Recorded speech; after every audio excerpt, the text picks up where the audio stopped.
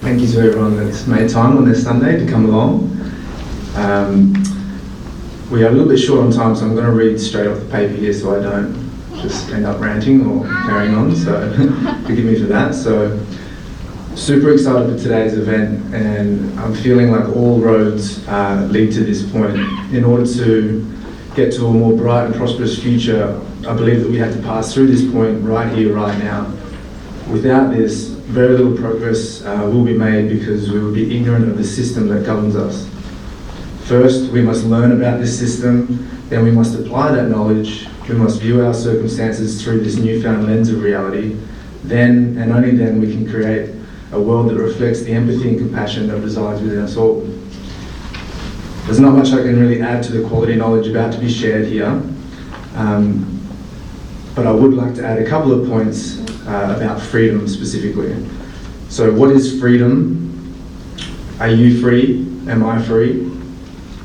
Some think freedom is simply not being in jail. If you're not in jail, then you must be free. But freedom is something much more than that. I believe it's a part of what it means, a fundamental part of what it means to be a creative being, to exercise free will and reach our true potential. Freedom is a state resulting from the adherence to individual rights, rights that are inherent to life, self-evident when we utilize our conscience, the rights that are endowed upon us regardless of what any ruling class or government claim within their make-believe boundaries. What is a right here is a right regardless of what time you're living in, or whether you're living abroad, in the Middle East, in Asia, in a Western country. They are independent of what any ruling class will say, because no one has the right to aggress upon or coerce or force you to do anything, regardless of where you live or what area you're in. Two simple principles apply to discussing freedom. So the first is a non-aggression principle. No one has the right to initiate force or threaten the use of force against another individual or their property. Number two, the self-defense principle. You have the right to use defensive force when being aggressed upon. These two simple principles can be used to guide all behavioural choices, and when applied, will lead to a more fair and free environment. Don't use force or coercion to make others do things against their will, and don't vote for others to do it for you. If you don't have the right, then you cannot delegate that right. It is never okay, so simply stop doing it. Stop trying to dictate and control how others choose to live, what they want to eat, what they choose to drink, how they choose to maintain their health, what medicine they can use, who they choose to marry, who they choose to lay with, where they choose to live, where and what they can build on their property. Endless things that we try and control about other people's lives. And when you do catch yourself wanting to impose your will upon another individual, ask yourself, do I have a higher claim over this person's life? Do I have a higher claim over this person's body? Do I have the right to use the threat of violence to make this person live the way I want them to live? And the answer is always unequivocally no, absolutely not. Because every individual is a master unto themselves. No one is born as property to another. No one is a slave to another. We know this, so stop treating others like you own them, or participating in a system that seeks to enslave others. This alone would remove 99% of the world's violence, especially the institutionalized violence we see within the government structure, empowered by our delusional desire to control others, perpetuating endless wars, both foreign and domestic, and destroying freedoms. The aggregate amount of right action in any civilization is directly proportionate to the level of freedom experienced within that civilization. If there's lots of right action, then there's no violations and there's lots of freedom. You walk around, everything's good. The aggregate amount of wrong action in any civilization is directly proportional to the amount of control and slavery experienced within that civilization. So if there's lots of wrong action, there's lots of violations, there's a need for more and more control, and that ends up equaling slavery and a lack of freedom. That said, what is right and wrong action? Who can give a simple answer to such a simple question? Usually it goes, well, it depends where you are and if it's legal to do this and maybe this and that in some circumstances. But no, there are objective standards of right and wrong behaviour, and it's important we as adults understand this and teach our children. It is not dependent upon country, culture, time, or an individual's perceptions. Right action can be defined as any action that does not bring harm to another individual. If the action isn't going to bring harm to someone, then you have the right to do it. It's a right action. Go for it. Wrong action is any action that does bring harm to another individual. If your actions are going to bring harm to another individual or their property, then it's wrong action. It's not a right that you have to do. So simple. So as brilliant as these soon-to-be shared processes are, they still will not get us to where we would all like to be unless we have the correct moral foundations. Nothing can replace morals and ethics, regardless of the system or structures or processes that can be put in place. If we don't have morals, then we won't ever reach the human potential for happiness and freedom. And what a wonderful realization this is, that ultimately we hold the key to positive change, to rediscover our moral compass and commit to never straying from it, that we have held the answer deep inside us all along. Now, in alignment with the self-defense principle, let's start learning about the processes that can help maintain our freedoms and protect us from government and industry coercion and violence. So we're going to start with a short video, a light-hearted little animation touching on a very important principle known as the strawman. It's a fun little clip that will be heavily reinforced by the end of today.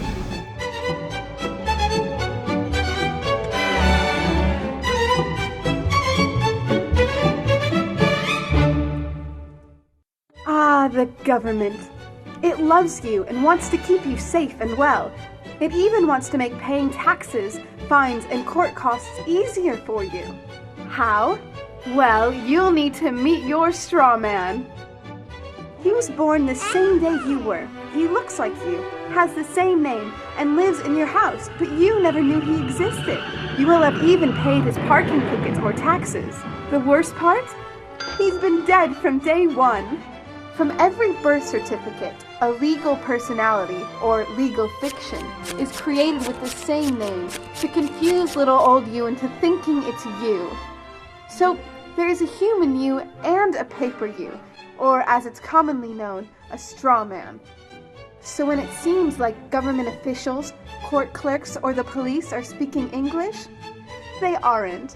They're speaking legalese, designed to make you agree to verbal and written contracts without even knowing about it, all spun from Black's Law Dictionary. For example, when the police say, "Do you understand?" you'll say, "Yes." What they are really saying is, "Do you stand under our authority?" Oops-a-daisy, you just created a verbal contract with them. Oh, you clever government. Did you know that whenever you register something, you are handing over title to the person you register it with? That's right. Whenever you register something with the government, they assume it belongs to them. Registered your car? Super! Now you are the registered keeper of your vehicle, and the government can crush it when you don't pay your, straw man's taxes. Expecting a new bundle of joy? Well then you need to register your little darling with a birth certificate. Then they can start the process all over again and create a new straw man for your little one. Isn't that great? So when Junior grows up, he'll be able to generate revenue just like you have. When you notify on your baby by signing the birth certificate, your child becomes a ward of state, and if the government doesn't like what you're doing, they'll assume it's okay to take the child away, or make new rules for things they don't like. Not enough school? Smacking your child? Shouting too loudly? Then it's off to social services for the little one. When you get a bill, it's sent to you, but belongs to your straw man, not you. That's why bills, fines, and summons start with Mr., Mrs., or Ms. Sometimes you'll see your surname in capitals, just like on a gravestone. That's because your straw man is dead, and just a silly piece of paper, created before you could comprehend or even consent to it. When you go to court, you represent your straw man, so you, the human, take on any costs, fees, taxes, and fines involved for the straw man. The human you doesn't even need to pay them. But you made a contract with the court by appearing on behalf of your legal personality or strawman, just like the government knew you would. Confused? Well, don't worry. The government doesn't want you to know anyway. If you knew, you'd stop paying things like council tax and parking tickets. Because when you go to court, you are representing your strawman. You are you, alive and made of flesh and blood. Your strawman or legal personality is a piece of paper created from your birth certificate. And you think it's you. What a silly Billy. Would you like to know more? Well, then go over to tpuc.org.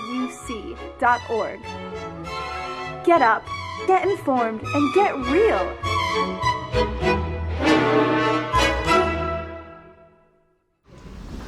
Alrighty, so a very light introduction to some of the concepts that are going to be coming up today.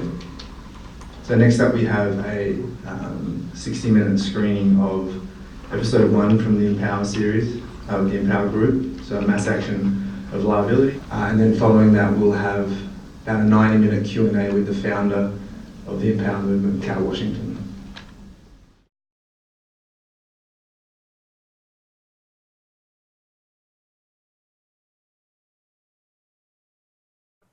So as I was saying, Cal, we've just watched episode 1 of the INPOWER movement.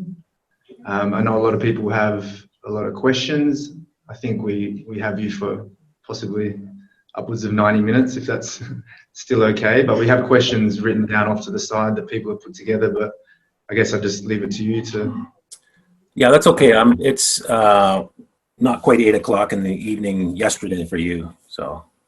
So is there something, are you able to inform us specifically what is happening in the INPOWER movement? It's been 2 years since the initial episode was released. I know a lot's happened since then, so maybe you can bring everyone up to speed in the audience. Oh, so much has happened.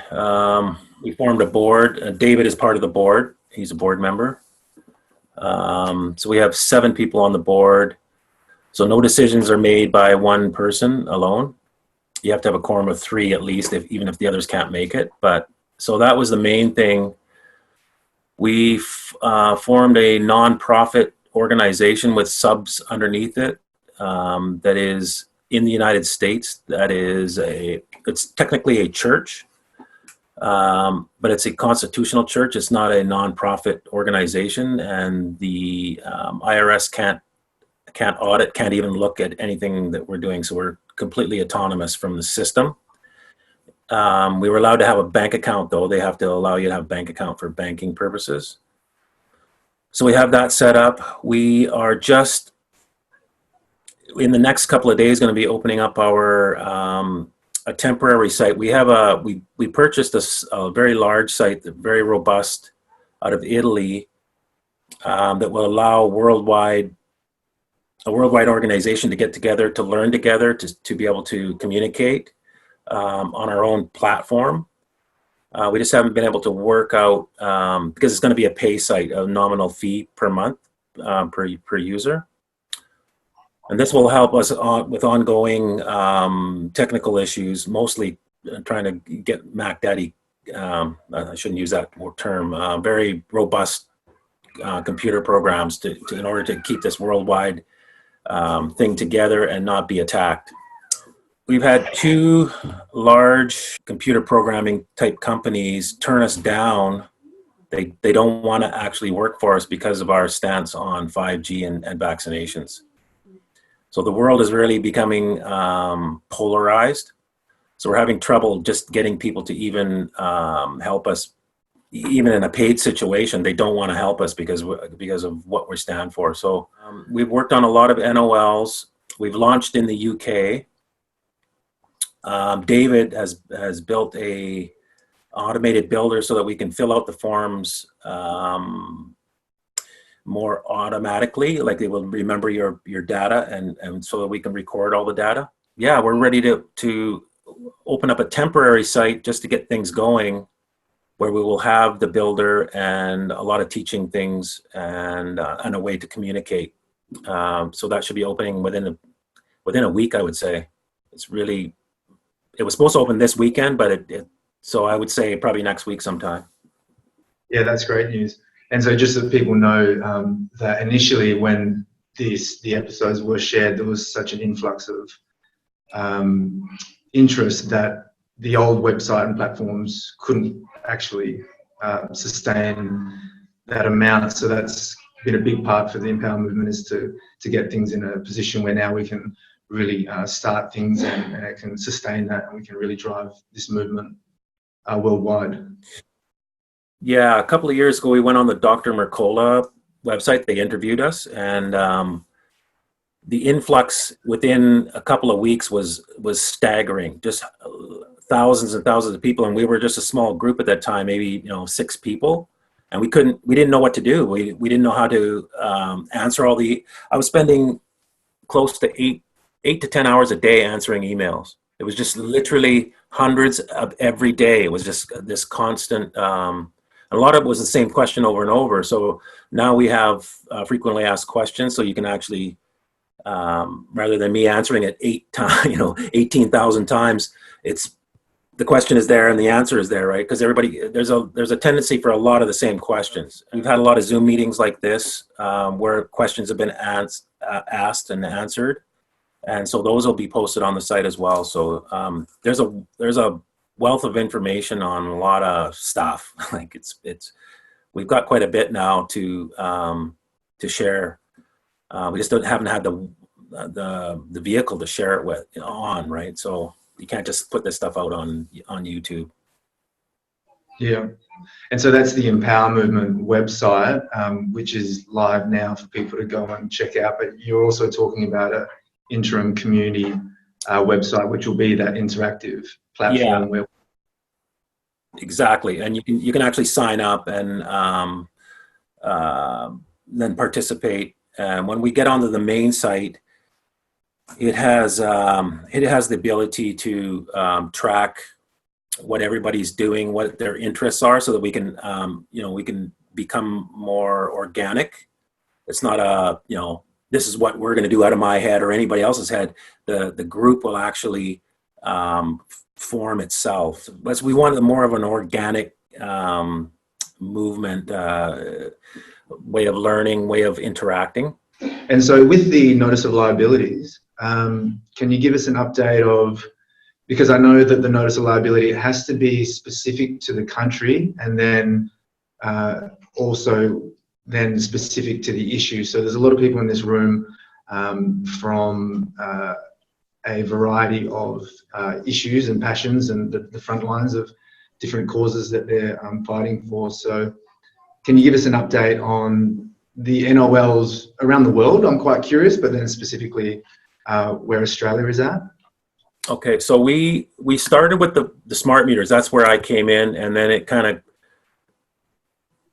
of started to spread. So we have 4 different matters, 4 different agendas, and that's the smart meters, 5G, forced vaccinations, and the geoengineering.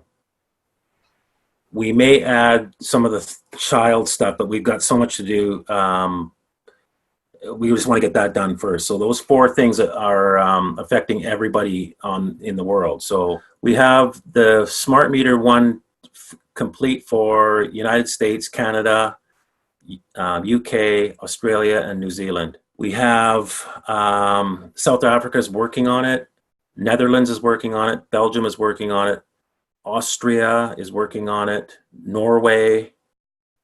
And we have a French version that's actually up and running. So those are the ones that I can. Danish, Denmark is also working on one. Those are the ones that are in the works.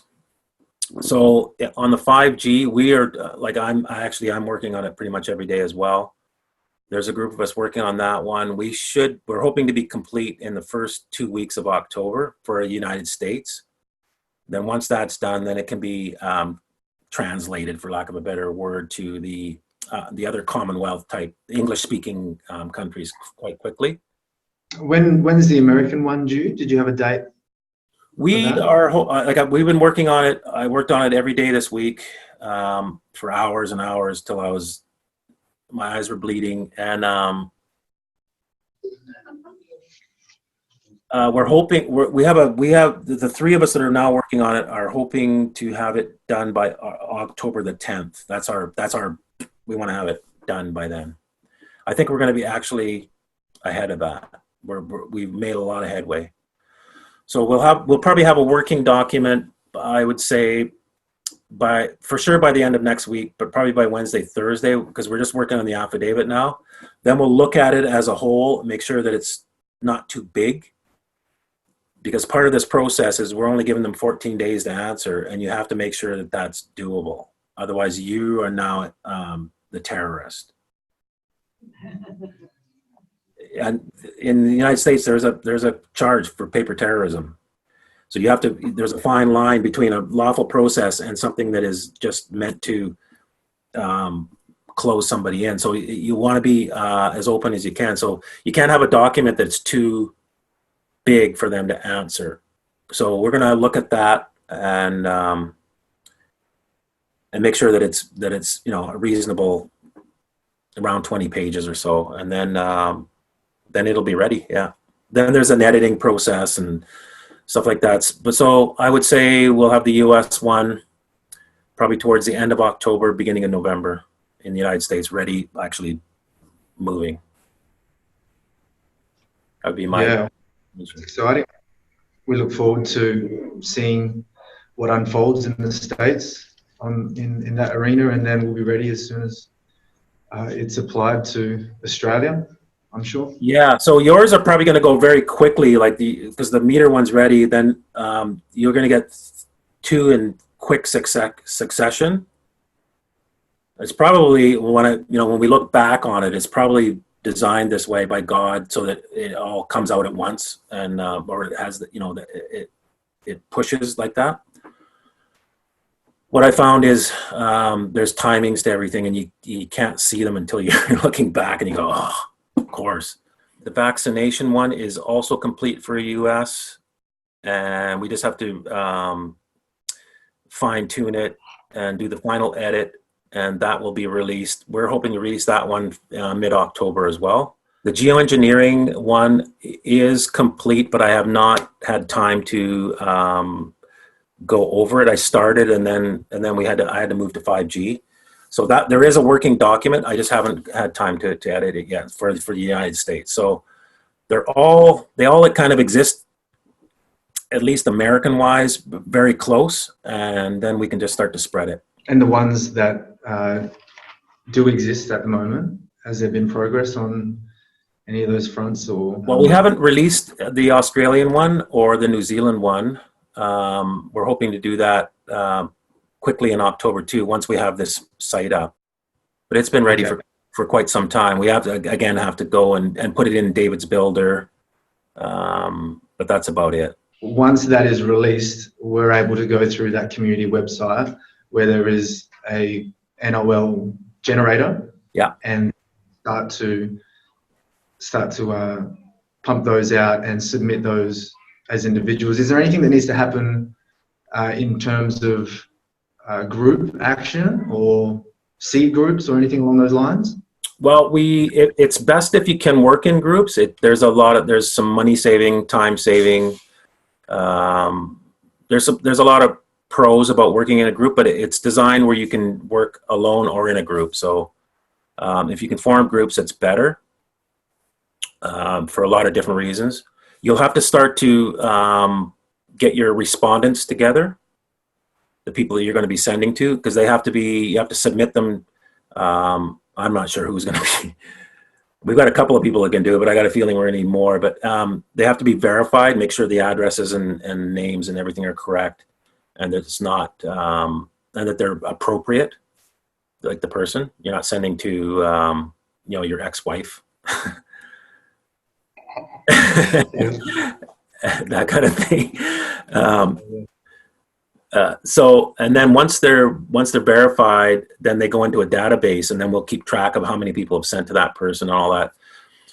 So eventually we want to have a very large database and be able to track all the people that you're sending to, when you sent to them, and so have a digital proof of everything that's happened. before I read a question from the crowd, could I just ask you to expand on why it is good to go about this as a group, just because we're here now together as a group, and it could be nice to hear the benefits of making sure we take the time and energy to come together again and push forth. One of the main things is the 15 minutes before this call, that is important, where you were just mixing and you're sharing ideas and you're encouraging each other, even if you're not saying it, but just the fact that you're in another room with somebody else who's thinking the same way, it really helps you. There's something about gathering together. It's even in the Bible. They turned it into a church type thing, but it's more than that. It's actually gathering together in one mind, in one accord. There's something else that happens, and so that's the main thing that I've seen.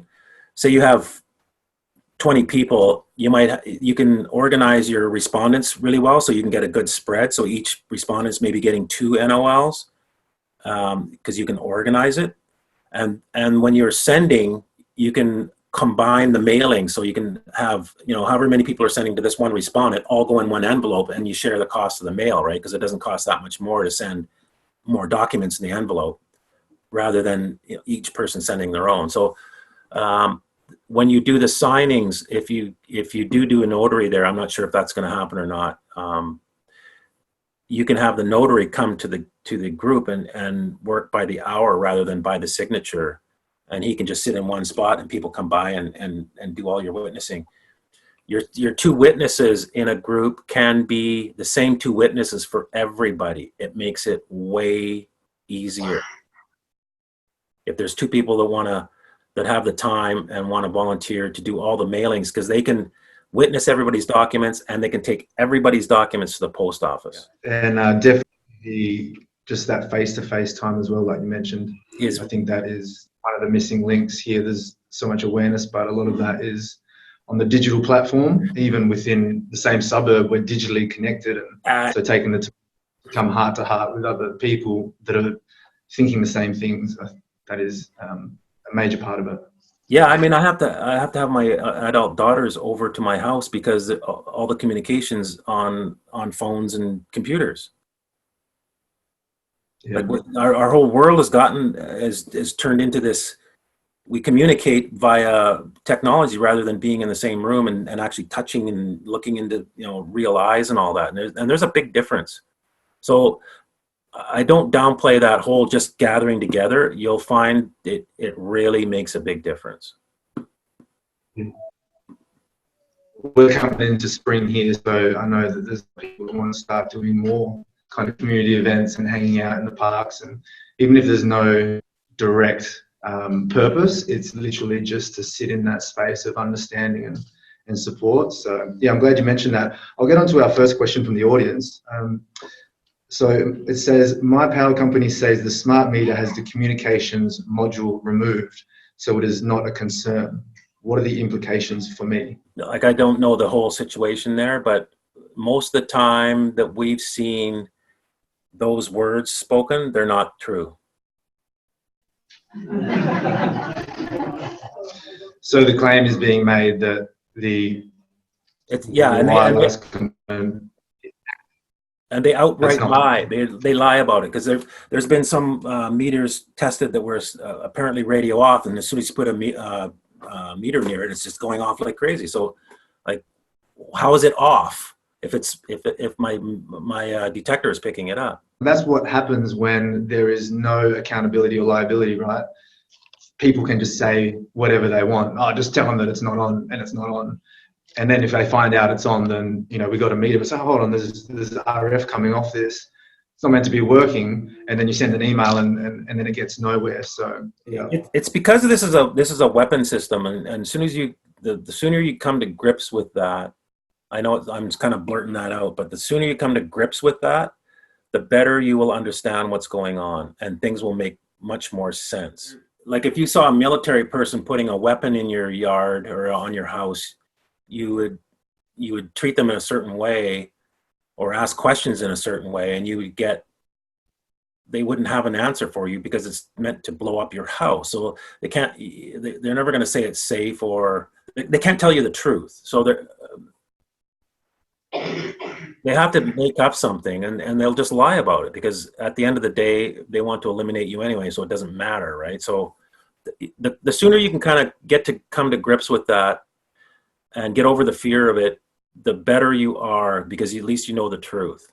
Yeah, releasing that fear, because if we allow that to stop us from stepping into a place of actual truth and understanding of our situation, then we're never going to respond in a way that will benefit us, because we'll never be responding from a place of objective truth. We're going to be in light and fluffy stories and unrealities. Exactly. It's the story of the Wizard of Oz. If you think that the wizard is going to grant you this, that, and everything else, as long as you run up and down the yellow brick road and gather impossible tasks, well, you'll keep doing that until you come to the truth. Once you know the truth, then you can then you know what to do.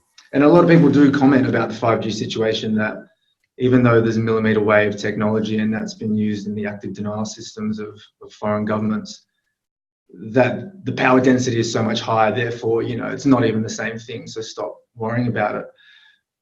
But what we need to realize is that the total lack of honesty and integrity that our governments have shown just within the 5G issue specifically, complete and utter denial of any of the peer-reviewed science that shows harm of all radio frequencies, not just millimeter frequencies. So when we take that integrity into consideration, why do we then believe that, well, we'll let you resurrect this entire active denial system outside of all of our homes, and we'll trust that you don't ramp up the power density and possibly use it to put an end to conversations like this, for example. So I think that's an important one to keep in mind, that we do know that 5G isn't going to use the same power density as active denial systems, even though they are using the same frequencies. But at any point in time, it could be ramped up by what the episode 1 pointed out, sociopaths and psychopaths, which don't have the same emotional safety net of empathy to not go to those points in their pursuit of control. Well, it's to the point where they, if they were to stand before God, actually, we feel that the planet can't support 7 billion people. So we're going to eliminate 6.9 billion of them, so that the others, so we're actually looking after the ones that we deem savable. And so that's why we're doing this. That's their logic. They're doing a good thing by eliminating 90% of the people, so that the 10% that they can control, now we can have a really nice planet here. Yeah, so they're able to do that through treating individuals of flesh and blood in a way that surely evokes some type of karmic response. But they're able to do it because of, I don't know what your words are here, but something with the Stawman and the connection to Lex Mercatoria or merchant law. Can you expand on that system and how it's being used, and possibly how it's quite a neutral, self-correcting system that we've just been disadvantaged with lack of knowledge to actually self-correct it? Yeah, well, they're getting agreement on the 5G because we've agreed in principle, because we all carry cell phones and we have tablets and computers, and we like the Wi-Fi, and we look for Wi-Fi hotspots and that kind of thing. So that our actions show that we like the technology. They're just ramping it up, and we're not saying no, because we mostly are in ignorance and think this is a good thing, like 90% of the people do. Think it's just going to be faster downloads.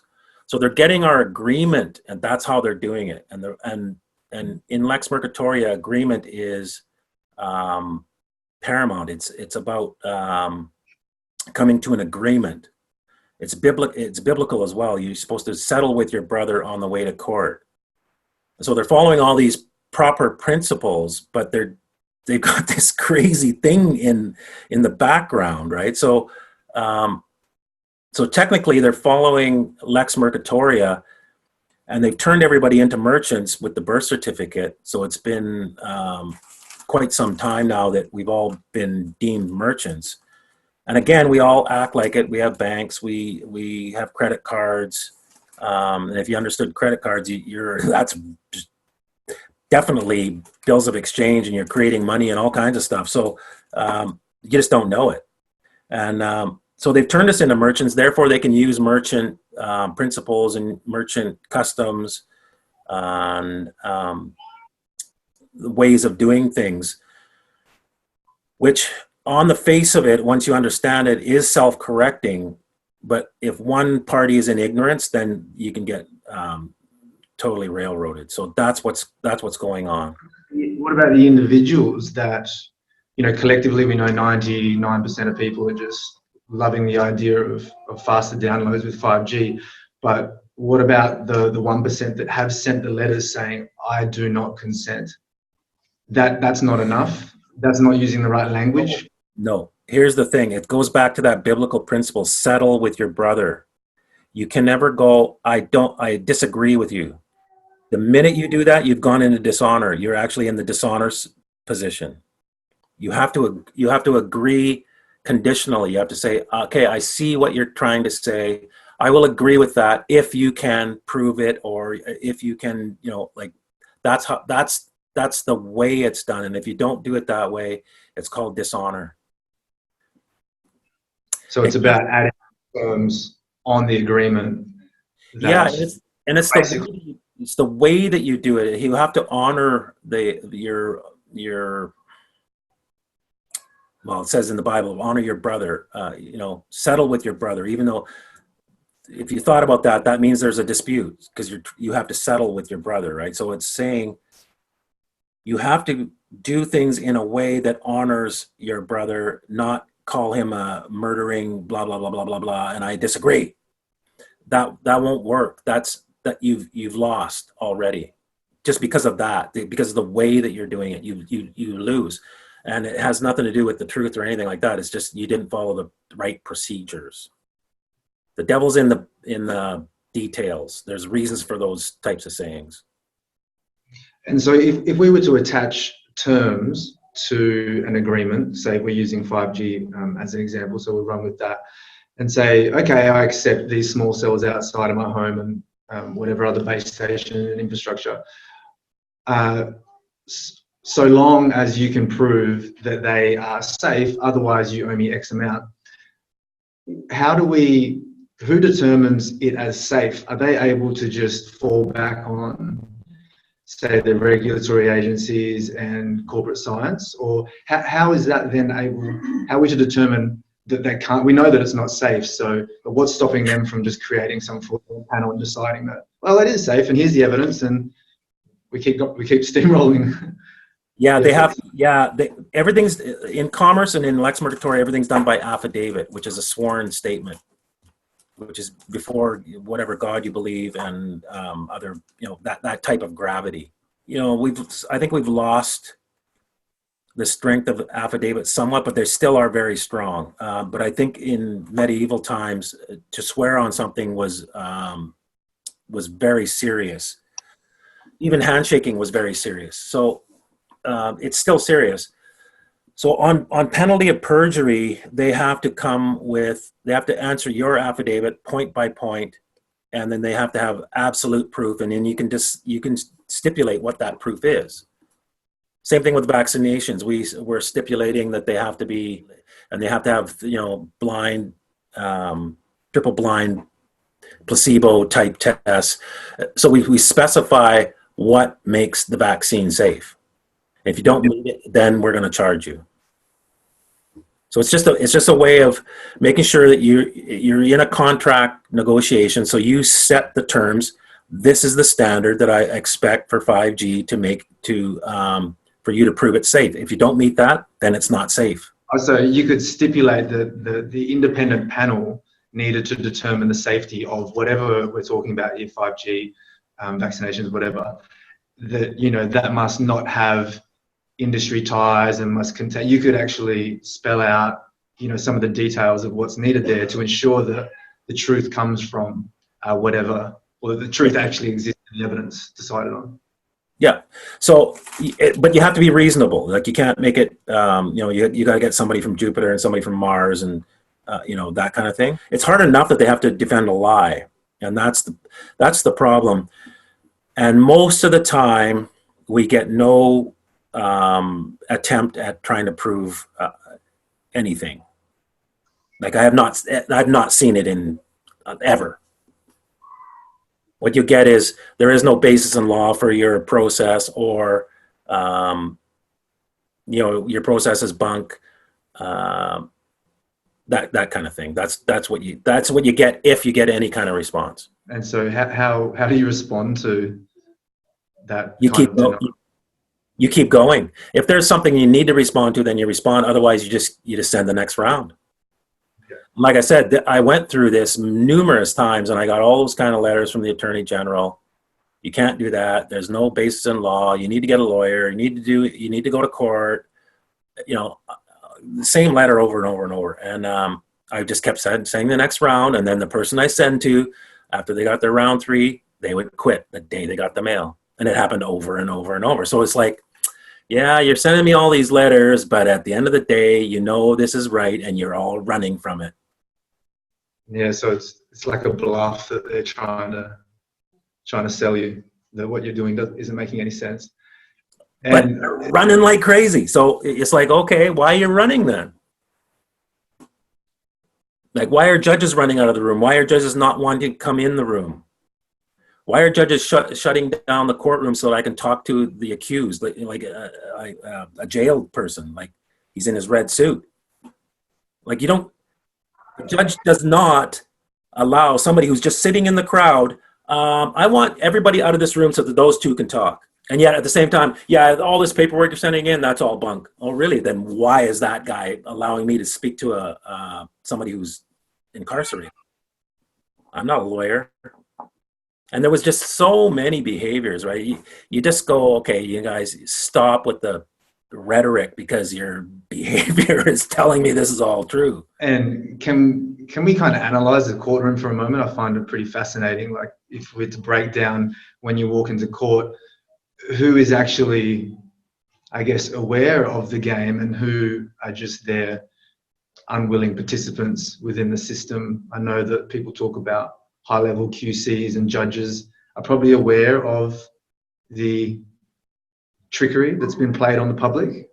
Yeah, I would say here in Canada, or in my city, I would say most of the judges did know, if not all, but most of them for sure did know, and most of the lawyers didn't know.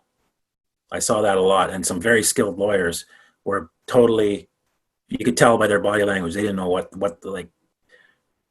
you can tell the difference between somebody who's pretending, I don't know what this is, or this is all bunk, and they're shaking like the judge, and then you can I put this in? And you can't just give that to me. They have to say it's okay. Do you have any objections? And they hand it to the lawyer, and there's 2 of them, and they're very skilled. These 2 ladies were no joke, and they're whispering together, and we're all standing there waiting for them to come up with their objection. And after all that discussion, they went, "We don't know what this is." And you could tell they didn't, and they were embarrassed, but they had to actually come up and say, "I don't know what this is. I don't know whether to object or not." And so like, they're probably like, "Well, I'm not going to do it. And so the judge goes, "Do you have any objections?" "No." "I guess not." Hands it to the judge. "Oh, this is an indemnity bond." Like, ding, like, I know what this is. And do you have any luck? Because is it true that lawyers, when they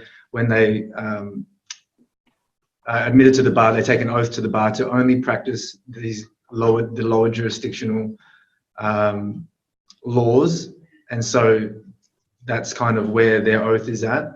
Are you able to talk to lawyers, or have many lawyers seen this process and really kind of, I guess, jumped on board or commented on what it was like to be kept at those lower levels, or their thoughts on it, or are they all in kind of denial and it's all just bunk? Well, let me do the math. Just add that up. Yeah, that one. 0. And I tell you, there's been a lot of them, and I hear this, it's an awake lawyer, I hear that term, and and then when you talk to them, they go, yeah, but they just they don't want to have anything to do with it. There's one lady that I've never met in person. She's just on my Facebook page, but she stepped down as a lawyer, and she seems to be very. That's the only one that I would guess as switched sides, because she actually quit. But anybody that stays as a lawyer, wants to make that as their living. I don't know what goes on with their oaths and all that, because I haven't taken it and I've never seen it. But I think that profession in particular, you have to be in or out. Like you can pretend, like you can act as an agent to try and screw up, but you can't be in there and then say that I'm going to be this or that. It's really I would find that very difficult. You have to make choices at certain points, like especially if you want to do this notice. It's not in the best interest of that jurisdiction to participate in that. Like if this was to carry on and people were to catch on that we can all act in this old lex mercatoria, you could settle things without court. Like they would all be out of work. So they want to perpetuate the arguments and the disputes and that type of thing, because that's how they make their money. I mean, the divorce thing is an industry. It is on purpose. I went through it. That's where I cut my teeth. And there's things out in society that are driving families apart at a certain point.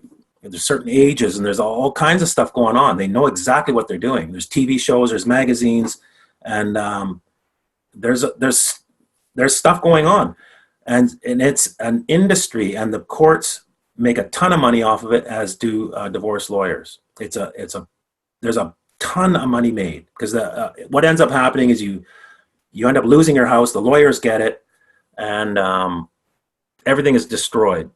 Your family is destroyed. Your children are destroyed, and it's an industry. And I can't see somebody that it's involved with that being able to be involved with something like what we're doing.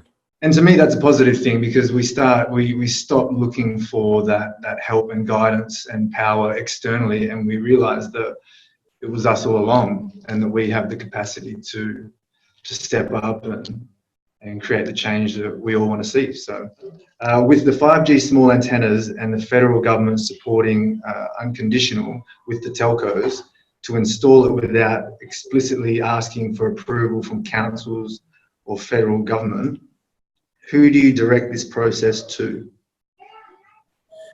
Well, we're directing it to the telecoms themselves and any the utility commissions. I imagine you have those there, because that seems to be an MO. If any of your politicians are involved, like they're really outspoken and pushing it, then you want to address them. And anybody that you feel knows what's wrong, even if they don't know what's wrong, but they're in a position where they could actually do something about it, and they don't, you want to put an NOL in front of them. Because what the NOL what the NOL does, notice of liability does, is it puts the truth in front of you. So it removes plausible deniability, because everybody's relying on that. Because I saw all these, I was told that all these studies said this and that, and so I thought everything was okay.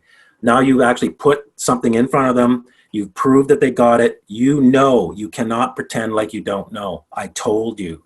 That's so that there's something about that as well. So make sure you get those people that are kind of just turning a blind eye and money's going in their back pocket. Yeah, you want to get that type of person. Yeah, and like you said, anyone that's been quite outspoken or forward about their support of whichever agenda. Okay, yeah, a question that is a great one, I think. Well, part one, where can I go to find Australia defined as a corporation? It's on the SEC, the US SEC website. I don't know the exact, but I can get it to you. It's in the NOL. It's in the NOL. It's in the Australian NOL. Yeah, we found it, so it's there. And part two, It says, I sent an email to my MP with the notice of liability. That would be the one from the 5G summit, referring to that document. I received a generic response stating 5G is within safe limits set by our Panzer. Should I respond? If so, how or what is the next step? So that would be referring to the document created by the barrister Raymond Broomhall. Yeah. That has nothing. Yeah, that has nothing to do with us. It's just I think people kind of think that that we're part of that or something. That's two separate approaches. So I don't recommend that particular notice of liability. We're doing something way more comprehensive, and it has all the penalties built right in. Like it goes right from the get-go. It's not a threat that something is going to happen in the future. Or something may happen in the future. This is it right here. Like they're basically saying, do something about this, or something is going to, or something else is going to happen. You'll end up in a court or something like that. So that's not what we're about. Yeah. It's really important to differentiate between the INPOWER notice of liability and this other notice of liability that was released in the 5G summit. A little bit strange that they would call it the same thing and kind of muddy the waters between two very different paths of action. We're talking about one INPOWER movement, as we've discovered, that's really revealing these deeper layers of the system, and this other one that's coming from what seems to be players that are within that game of, hire me and I'll represent you in court and we can do the dance that way. Yeah, that's basically it. So I don't have to say anything. Okay. Next question. With the walking away of the officials in positions, what happens to these empty seats? Do they get refilled by another official?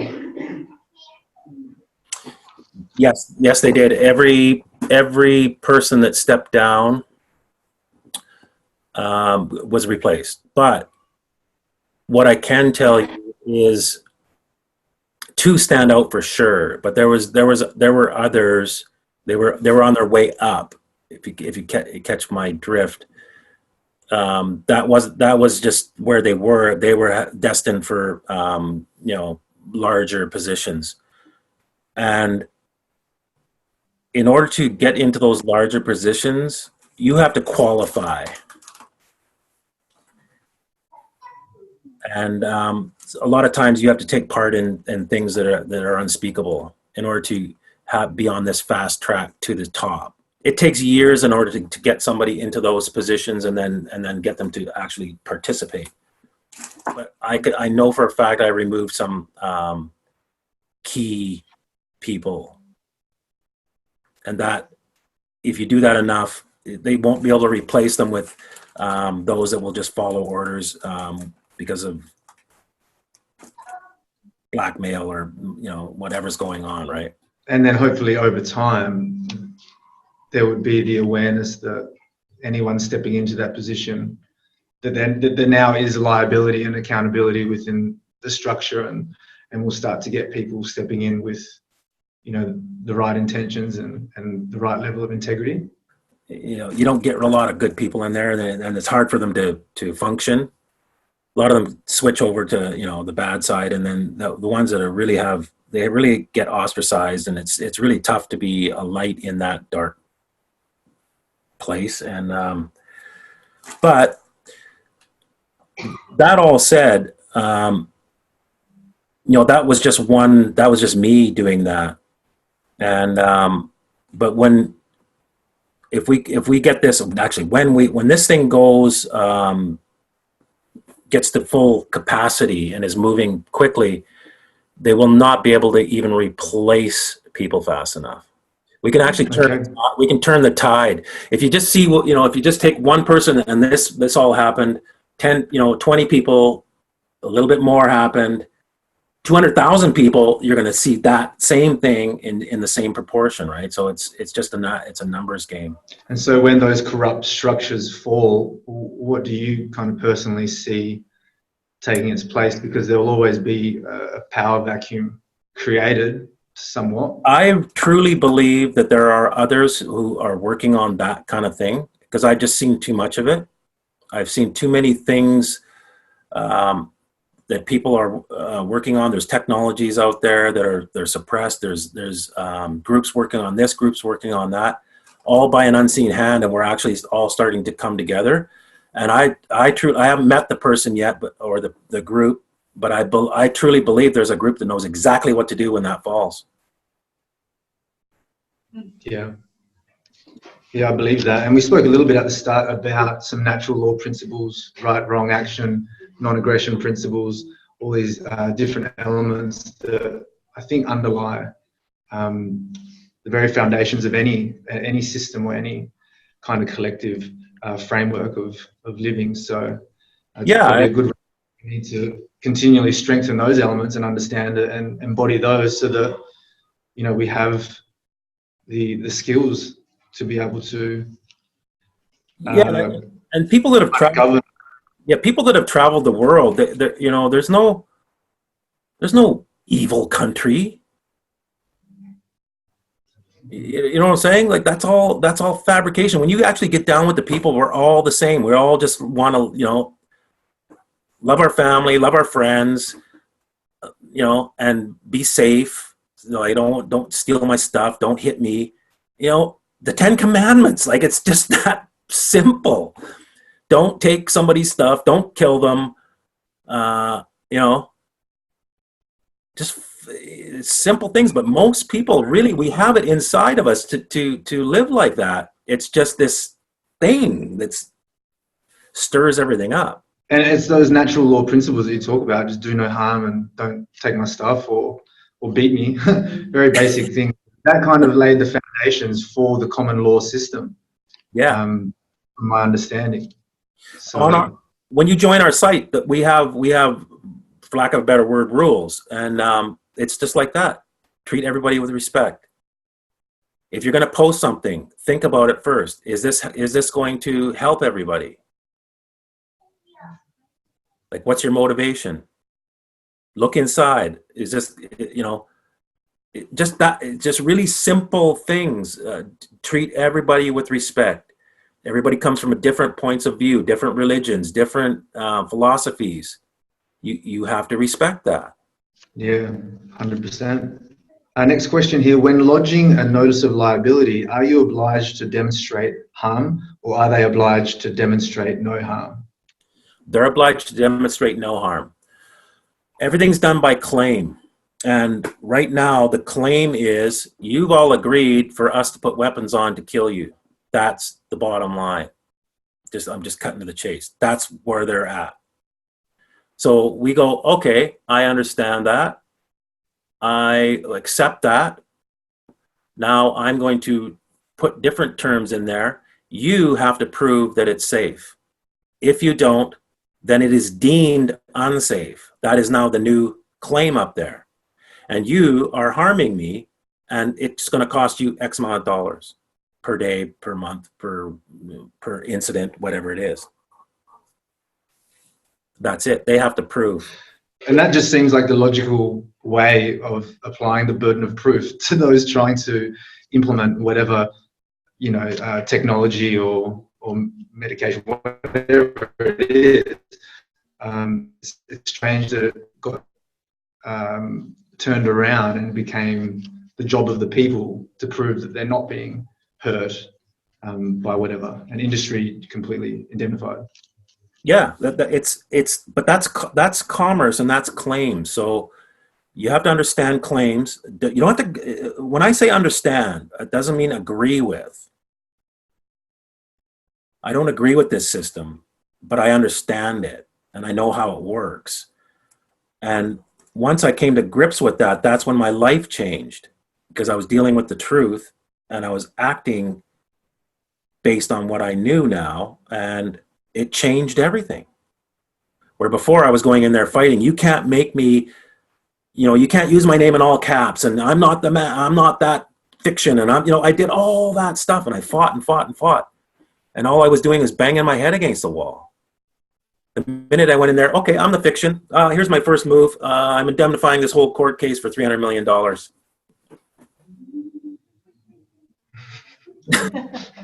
all on your stupid pieces of paper, just like you guys do it. Here you go. Well, you can't do that. I just did it. Well, you can't do that. Well, I did it. So, and you're not moving me from here. And that's when I can't be the judge on this case anymore. Oh, why? Does that have anything to do with that piece of paper I put in there? No, but I gotta go. See ya.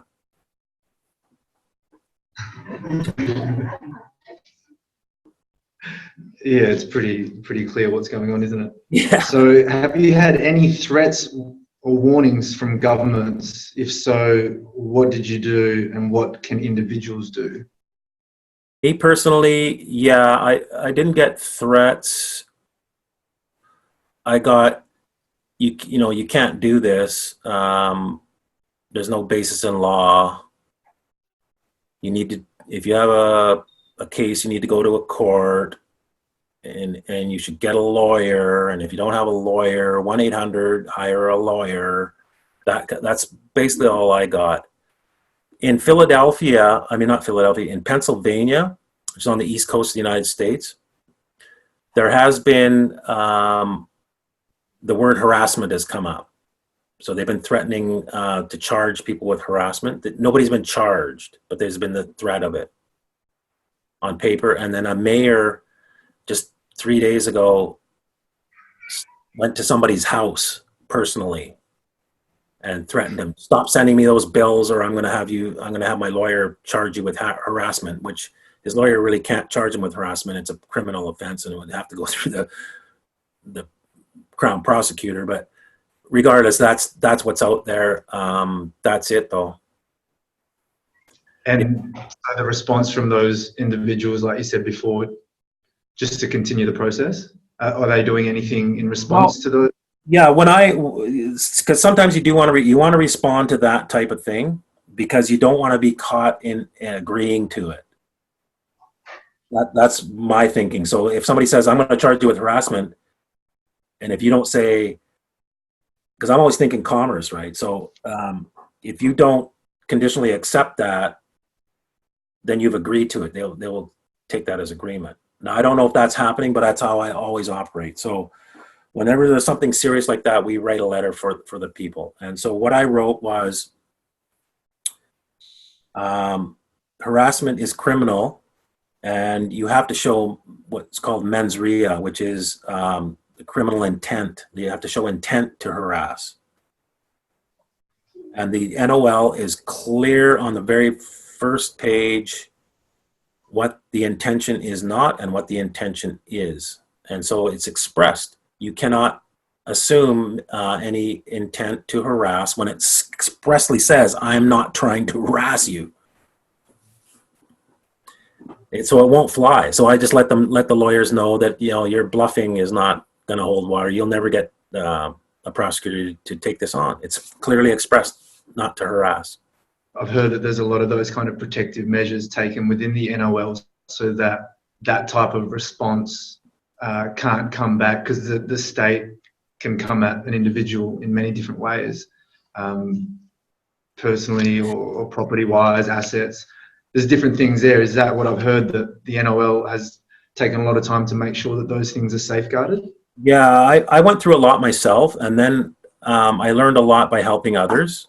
And one thing I learned is you can't help others. And so I stopped helping others. I actually, just the odd one, friends, or if it has to do with your, what I call spiritual maturity. Because what would happen is I would help somebody, I would get them completely out of their stuff, and they would turn it back, they would flip it back on. And I would look in horror, because I gave simple instructions about what to do or what not to do, and they would just do it. And it was kind of, and once was right in front of me. I watched her do it. I was giving her instructions as I said, do not look at him. Do not look at him. Don't listen to him. Don't look. Don't look up. Don't look up. Don't look up. I'm looking right at her saying this.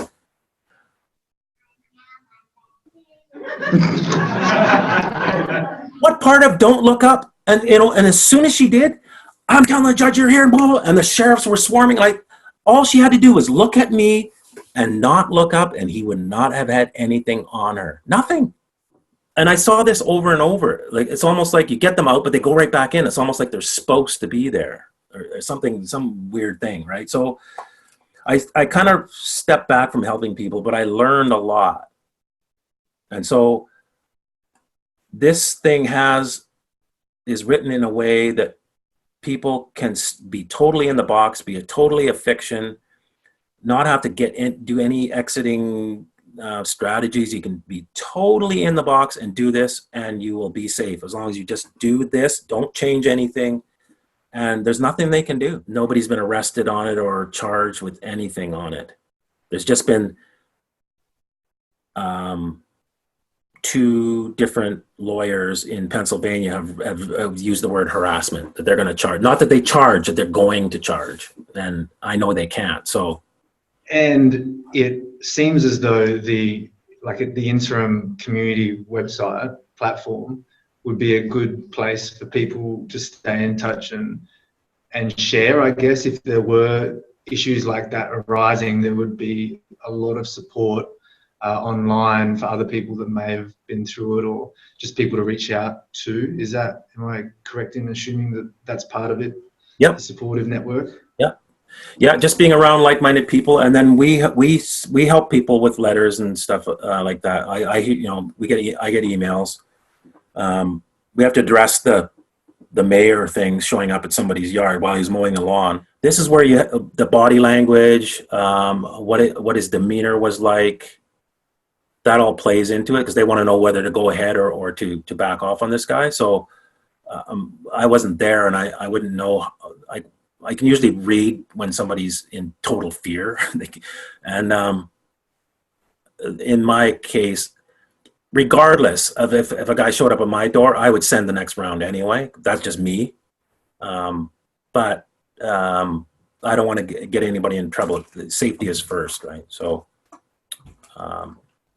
we have to have a chat with the guy that was mowing his lawn and just get a feel for what happened that day. But it does show that the process is real, because the mayor went out of his way. I don't know how big the city he's in, or I have no idea, but went out of his way to the guy's house.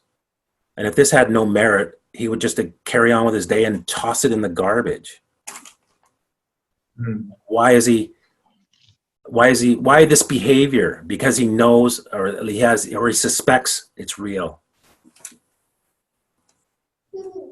Yeah, the actions speak louder than words. Yeah, of course. So another question for you, Cal. Are you aware of the Fixated Persons Act in Australia, or something similar in the US/Canada, and what can be done about it? I think I did see something just yesterday or day before that had that term in there, but I didn't really read it. Basically, can charge you for writing letters. If you continually write letters and things with your politicians, they can charge you of 14 days under the mental health. Okay, so it's an act where they're claiming to be able to charge individuals that are continuously writing letters to members of parliament and similar bodies like that, and kidnap you for 14 days because of mental health claims, and have you assessed. I was assessed.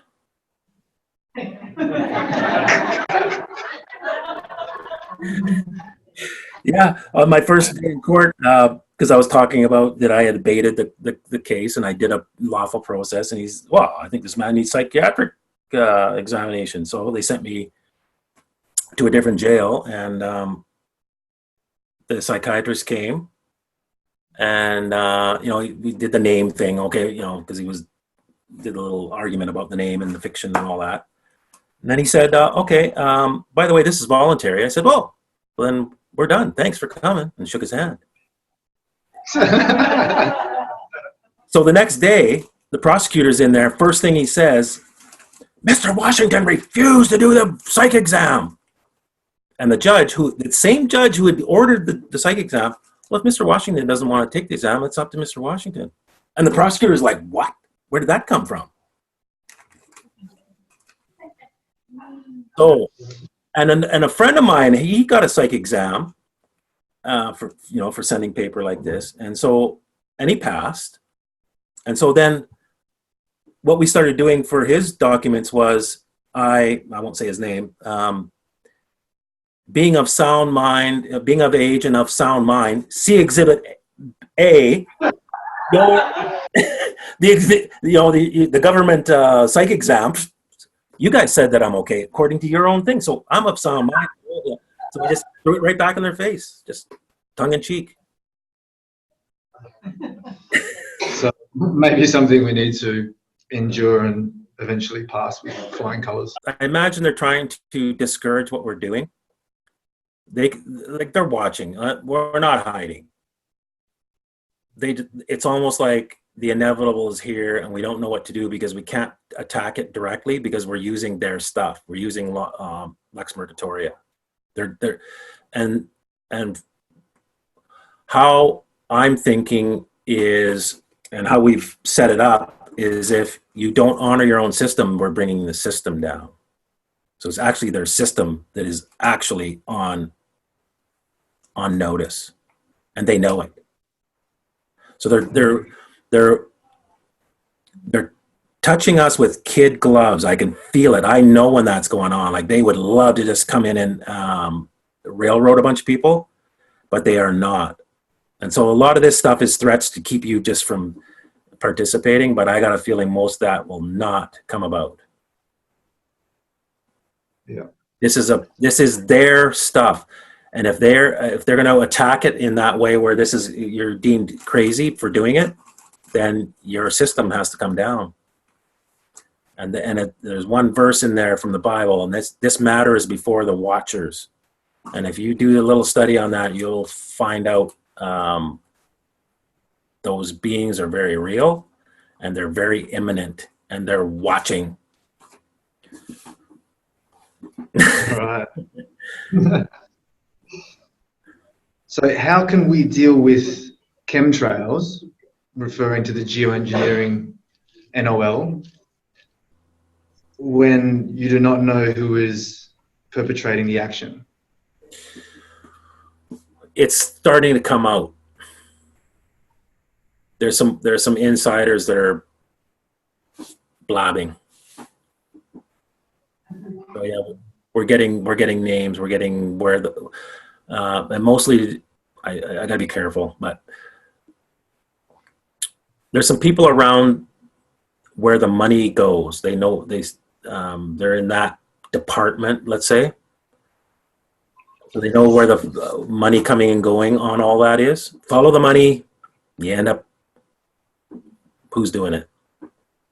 So there is, we're talking about the whole world functioning under a commerce system. So there is a paper trail for things such as the chemical trails and the spraying. Everything is about money, right? Like, you think those planes went up there for free? No, somebody got paid. So once you've got somebody on the inside that sees where the money is going, it's really simple. Does the 5G issue fall underneath the geoengineering aspect? Because they're all one. All four of those things are actually one thing in my mind. The 5G works on metallic and or nanobots. So depending on what they spray above you and whether your body takes them or not, because I don't think it's not cut and dry. Like, everybody's a little bit different, right? So, but they do want to get metals in you. So the metals come in through vaccinations and or spraying in the air. So if you're breathing, but if you don't go outside a lot or you cover yourself up, you're not going to get it. So they try to get you on the vaccinations. The fires in California, here's what will really tell you. Plastic did not melt unless it was touching metal. So if you just had plastic on its own, right where everything else is burned, the plastic was pristine. Wherever it touched metal, the metal heating up melted the plastic. So with the 5G, if there's metals in your body, that's what they want to excite, just like as if it was in a microwave. So if you stick tinfoil in a microwave, you see what happens, or your fork or whatever. Like that's why they want the particulate metals inside you. So it's all one thing. The smart meters are a tracking device on the 5G. That became very apparent in California fires as well. It's a homing device, because there was on a cul-de-sac. I don't know if you have cul-de-sacs there where it's like a circular street. Yes. There was pictures of 8 houses totally to nothing, including the concrete, and then one house standing there pristine, not one mark on it. They were able to target like that. And they believe it was with the smart meters. So it's all one thing. All 4 of these things are related. It's all one world. It's all a one integrated weapon system. Yeah. And in terms of the notice of liability, I thought there might be an overlap, because 5G or alterations to the planet's electromagnetic field would qualify as geoengineering. Yeah, that's right. And like they have, they're radiating the food, they're radiating the water. The 5G thing is staggering in scope, and they have soil moisture testing that's all irradiating the soil, and so it's altering our food. So they're all overlap. We could almost do one NOL for all of them, but people are coming in from different ones, so we want to keep them separate, even though there's overlap in them. Yeah. Right now in the right now in the United States, they have poked a bear with this forced vaccinations in California, and what you have is, in our species, I don't think there's anything more powerful than a woman trying to protect her child. They are extremely angry, extremely motivated, and they have poked a bear. Another question here, again with 5G, if the transmitting device appears on a lamppost outside your home, how has a contract negotiation been initiated? The contract on the 5G is all to do with your phones. It's all to do with the Wi-Fi network. That's the underlying contract, and they're just upgrading it. Is there written documentation of the upgrades? Is there small typing in all the things when we say, oh yeah, okay? No, just 5G. Think about it. They first came out with cellular phones. Then they started with the Gs.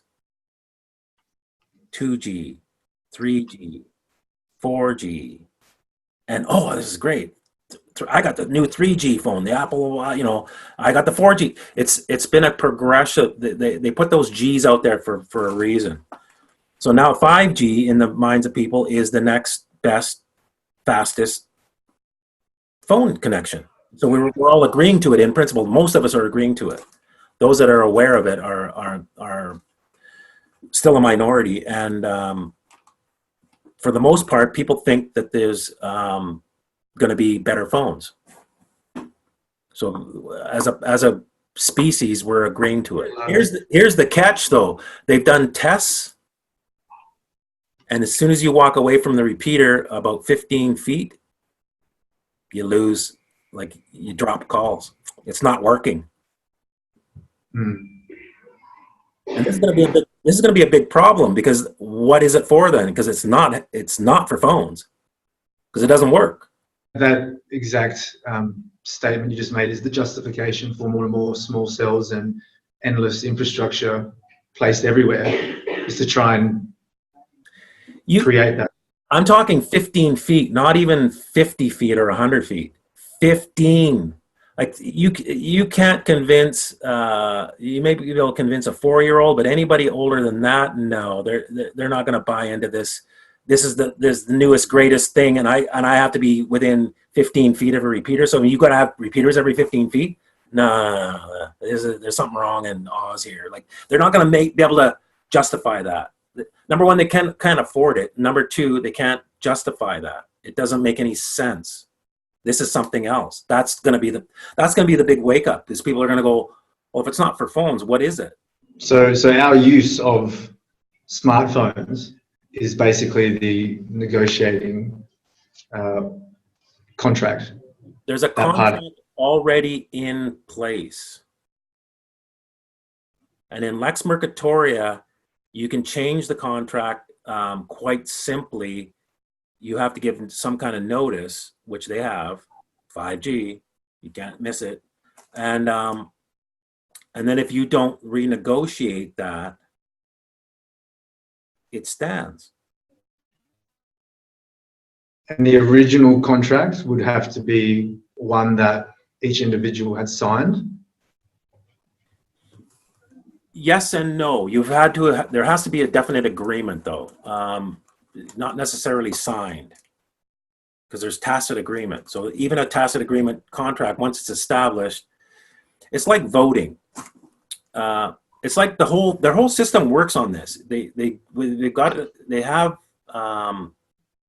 made us agree to all this stuff in principle, and they just keep adding to it.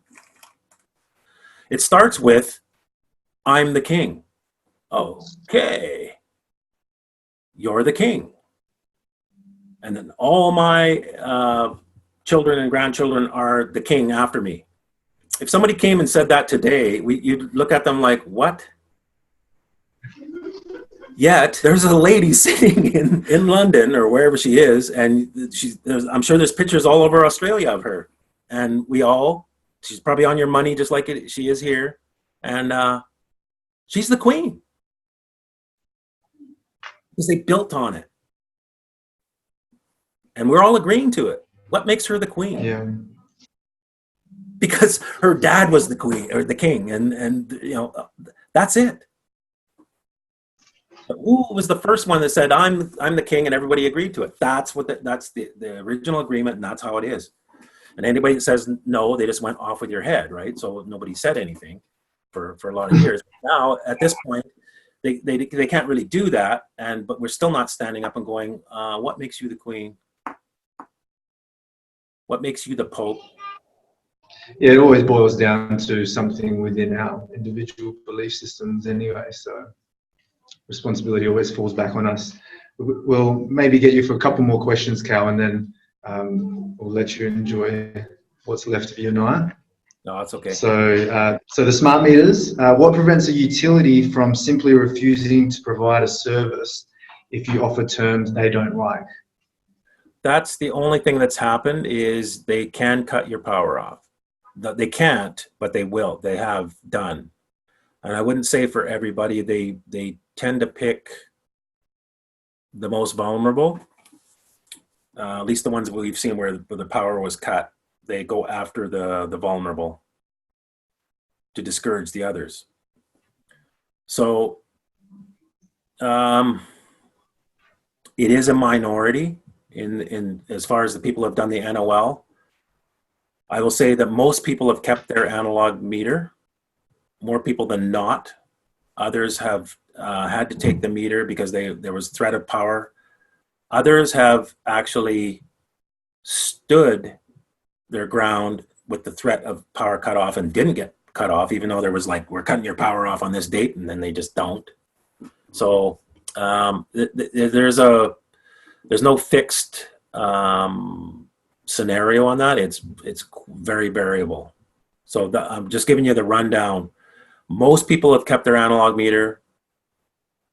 Most people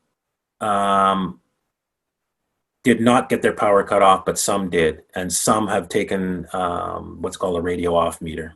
And so you say that they can't actually, well, they can't lawfully do that, but they do it anyway. Is there some type of response that you would suggest individuals? Well, we Do. we have it written right in the document that you can't do it, so it's part of the contract. We just don't have enough numbers to make it make a difference. What's also written in the contract is we can change the meters back and charge them for it. It's in there, and I tell people don't do it now on your own because you're just gonna, they're gonna come on you. But when we have enough numbers, we could all do it on within a certain 2-week period. And what are they going to do? And the question that comes to mind is, who enforces these? If they were to breach, all of these terms, does it fall back on the legal system that so far has kind of perpetuated the fraud, but they're somehow obligated to obey their rules? Is there anything to stop them from just saying, well, shit, they know the rules and who cares?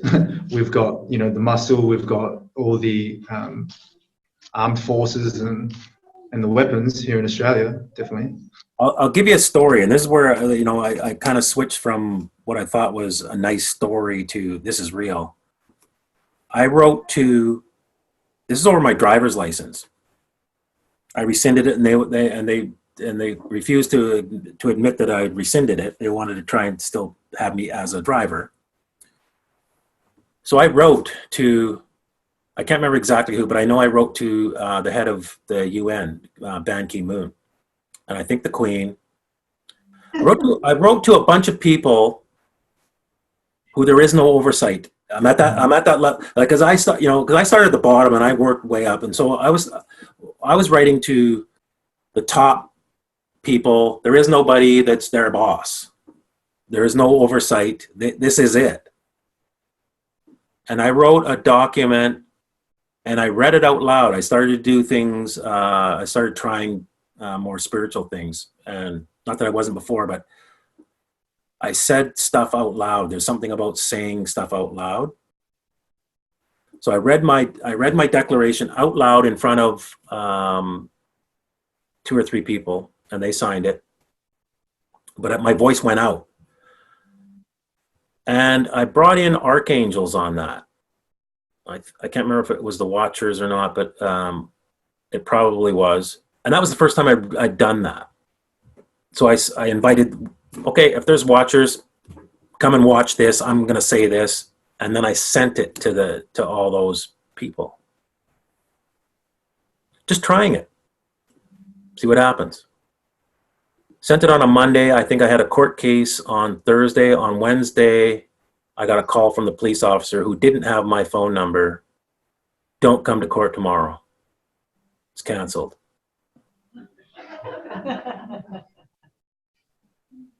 I went. Now that was fast. And it was connected enough to where he got my cell phone number. So like he's connected somehow. I don't know, maybe the police already have it. I don't know, but he didn't have my number. And but he phoned me on it. So I went, this is the archangels. Those people, that guy at the top of the UN knows something that I don't know. Like there is something out there that is overseeing this, and it is deadly.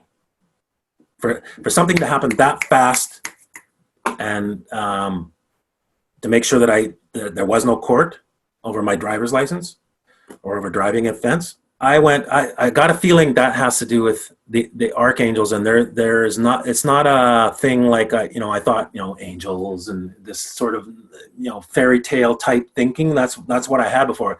I believed in angels, but it wasn't like, they're off somewhere, they show up here once in 8 lifetimes or something like that, like when Jesus was born, and there's been a couple of things that you read in the Bible. No, there's something very imminent, and I don't know if it's something in like what we would call aliens and spaceships or whatever, but there's something that was definitely imminent. And so I started implementing that. And now I know that there is something there. It's not because I've tried it and I know. So everything that I did, I would try it and like, oh, I got a reaction. Let's try that again. Scientific approach, right? Just try something, see what the reaction is. Try something, see what the reaction is. If it happens 3 or 4 times, that's solid, done. And they can't move me off that because I've seen it three or 4 times, right? So that doesn't matter what you say. The archangels and the watchers are the same for me now. They are this. There is something very real that is not apparently seen, and that's who's watching this process, and that's why they are pushing on it, but like really trying to hopefully it goes away. Like there's nothing they can do.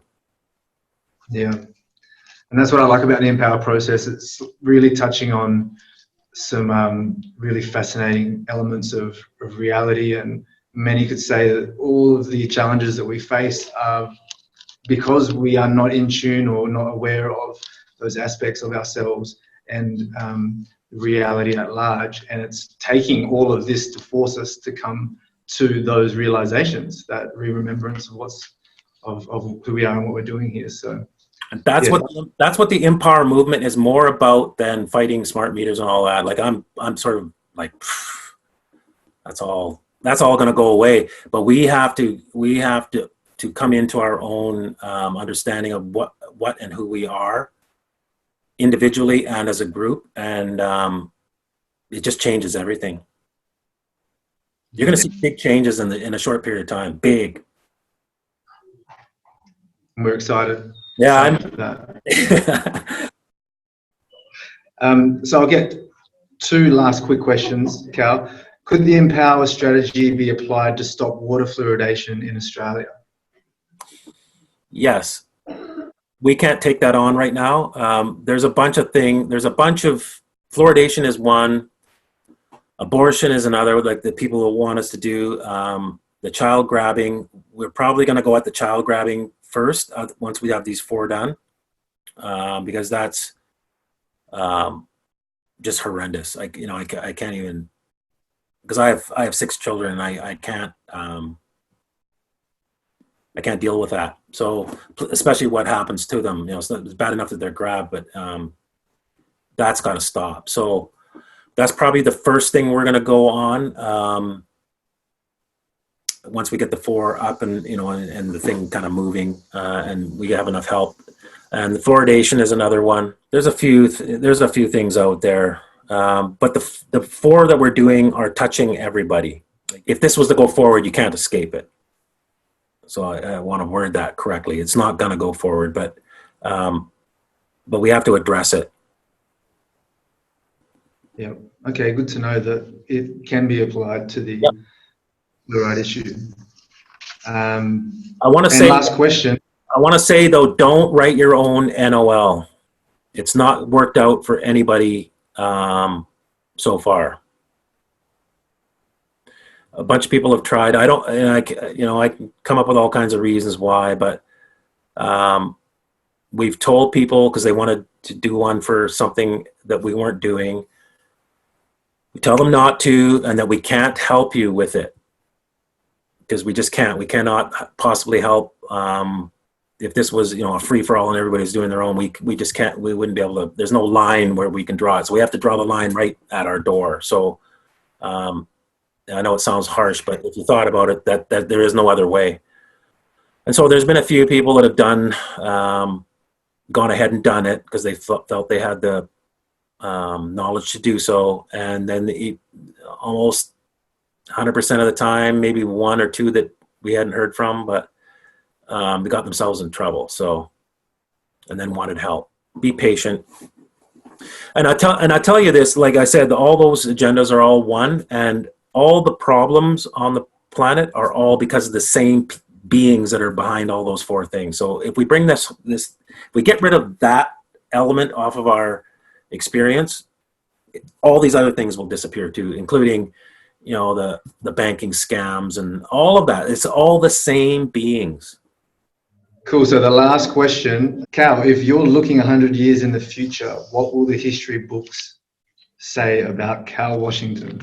I just want you to be able to see the room here of captivated. Wow.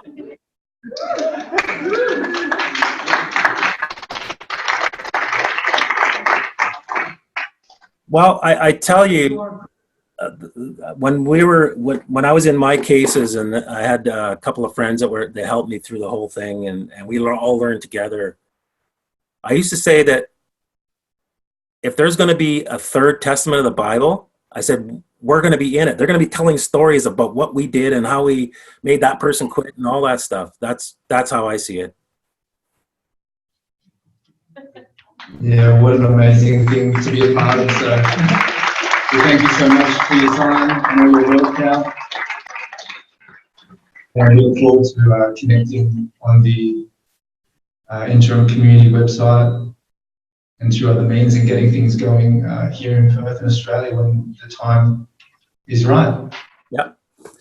It's coming very soon. So yeah, we all feel it here. All right, thanks, Cal. All right, goodbye, everybody.